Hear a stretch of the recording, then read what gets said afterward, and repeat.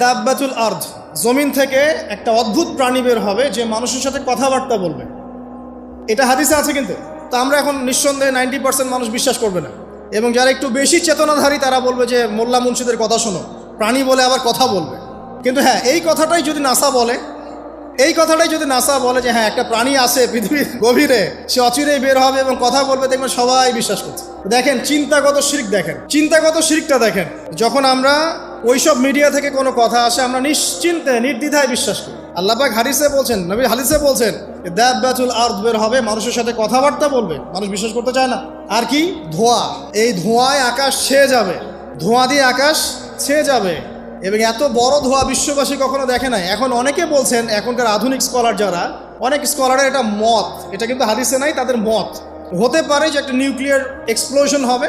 সারা world তো এখন nuclear যুদ্ধের সামনে দাঁড়িয়ে আছে, তখন হয়তো বা ধোঁয়ায় পুরো বিশ্ব ছেয়ে